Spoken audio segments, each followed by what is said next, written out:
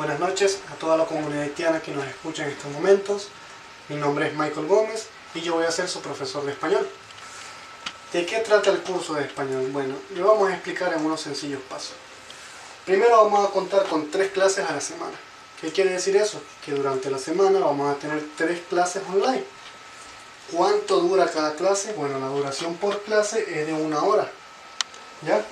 ¿Cuántos niveles tiene este curso de español? Muy sencillo. Los niveles, el curso tiene por completo para finalización 10 niveles de español. ¿Qué cuenta cada nivel? Bueno, vamos a hacer 3 clases por semana.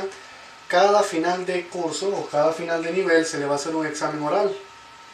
Ese examen oral es el que decide si ustedes pasan al siguiente nivel o tenemos que seguir reforzando el primer nivel o el segundo nivel dependiendo del nivel en el que ustedes estén.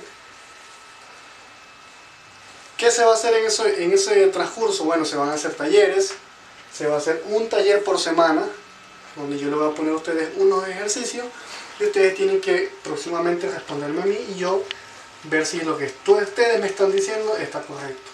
La idea es que aprendan a hablar español y aprendan a escribir español lo más pronto posible. Les va a facilitar mucho el trabajo aquí en lo que es Latinoamérica por nuestro idioma de habla hispana. Les agradezco mucho. Próximamente le van a dar los contactos para que ustedes se comuniquen y nos podamos poner de acuerdo para hacerlos a ustedes entrar en el curso de español. Muchísimas gracias. Buenas noches.